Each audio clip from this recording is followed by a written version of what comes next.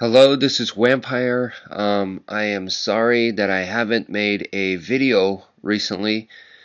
That's because I have been sick as a dog. Man, it's been a rough start, but hoping that this year gets better and better, and good things will be coming by soon, hopefully, because last year was so rough. Alright, so in this video, I want to talk a little bit of some martial arts, kind of like a philosophical discussion, because mind training is just as important as the physical stuff, of course. Some people may even say more so. Alright, so the first thing that I want to talk about, I guess, is,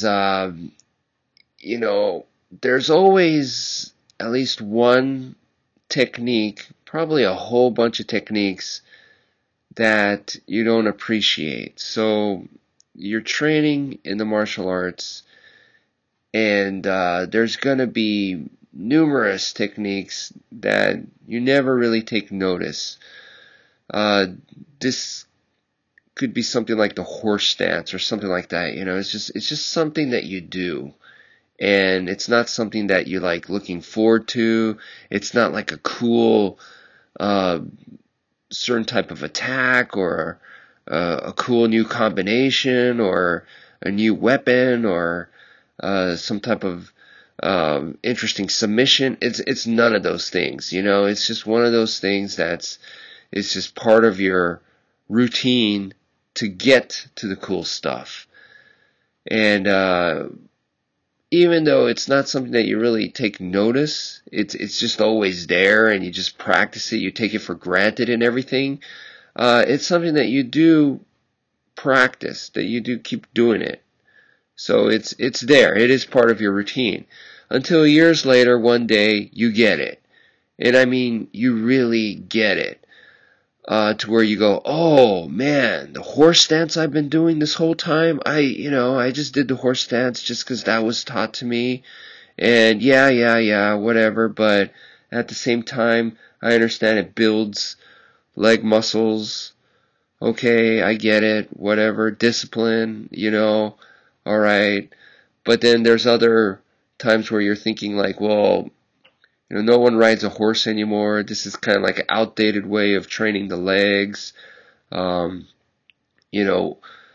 Whatever. But this time, I mean, you really get it to where it clicks.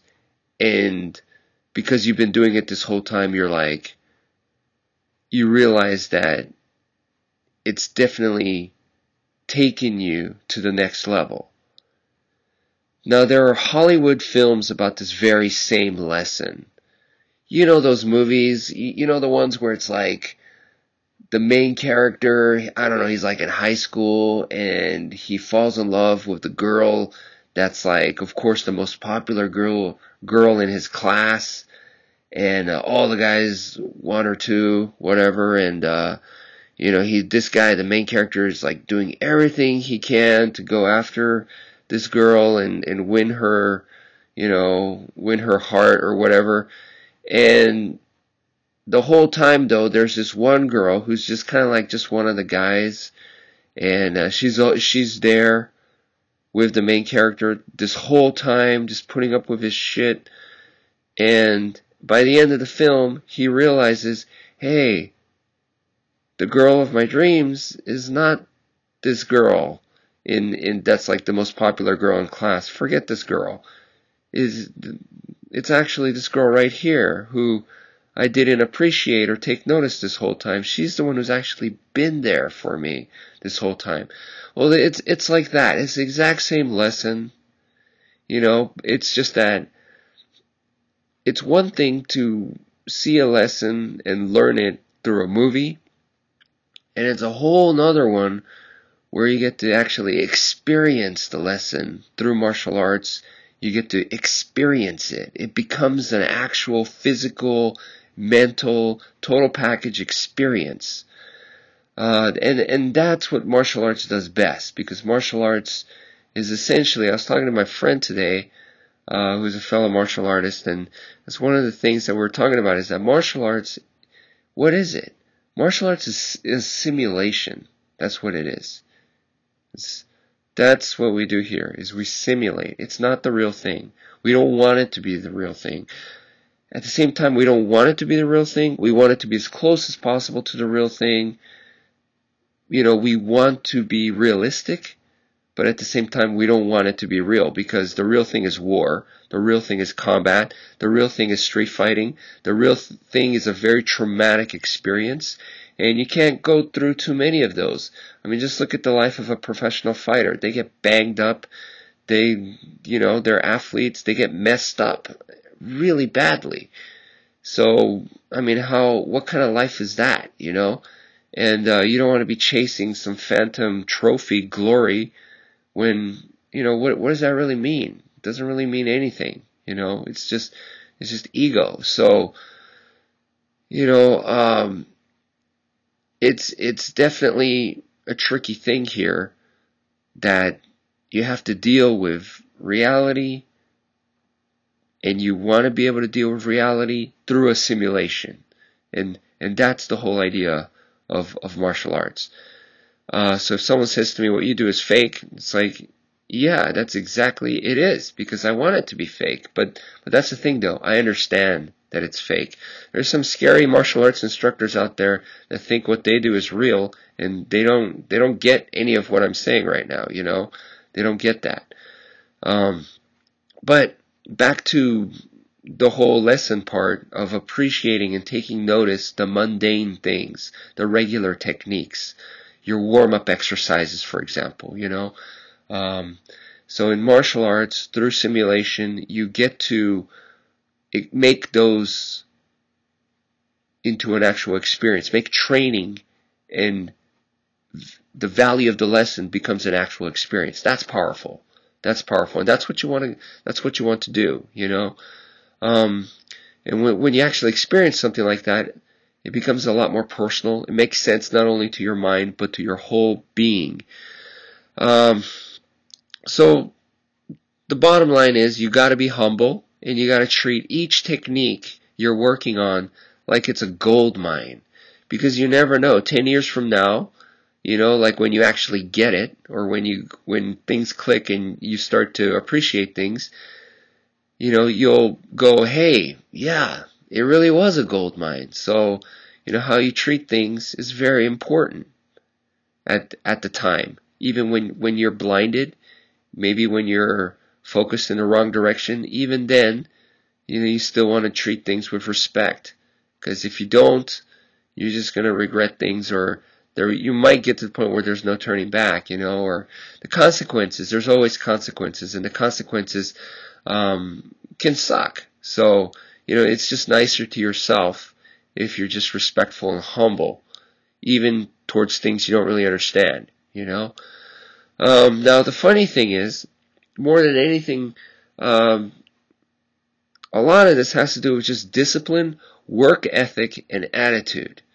So, even if you're not truly humble, if you're disciplined and you have good work ethic and you have a good attitude, it's gonna make you humble, And with these three things, you can paint the whole damn picture.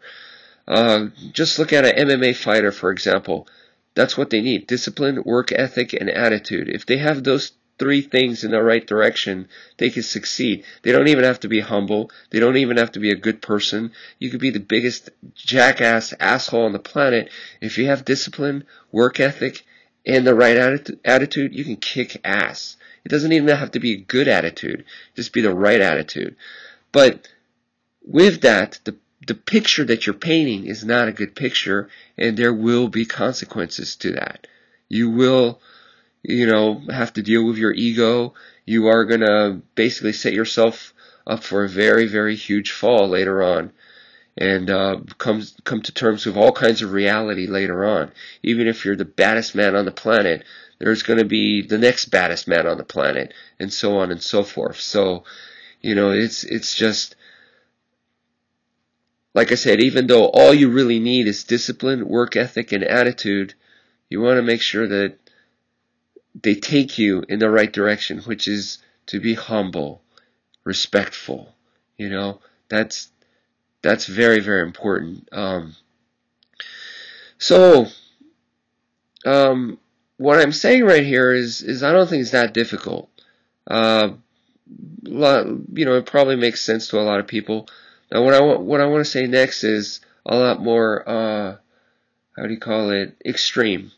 And I think it would make an interesting exercise. And it's the whole point of me making this video, is I want you guys to go to the next level, which is, yes, keep working on trying to, notice and appreciate the mundane things. But the next level is, I want you guys to go find a technique that you don't agree with. Yeah, I'm not talking about a technique that you practice, but you don't really super appreciate it. No, I'm talking about a technique that you don't agree with. Something that you just feels wrong to you, or you think it's not a good idea. And then I like for you guys to try to go through that exercise and appreciate it.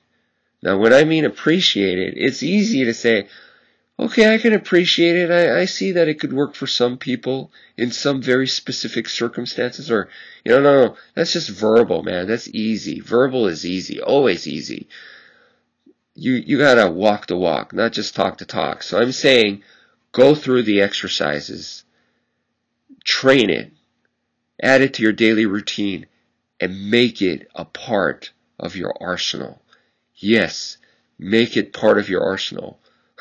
Now that is an exercise. So that's the exercise for this week.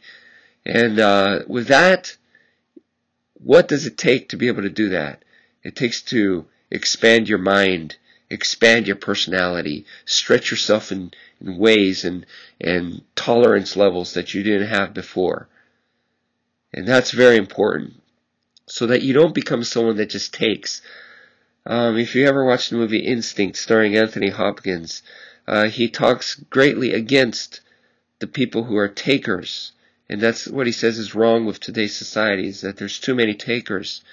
And if you look at, the taker mentality, it's basically going, I want this technique, I don't want that technique. This kind of consumer mentality, this kind of taking mentality. So that's why I'm saying, forget that and go with something that you don't want. You don't like it. And now let's make friends with it. So that's all I have to say for today. My voice is dying out. You guys stay warm. Try not to get sick like me. And take care, folks.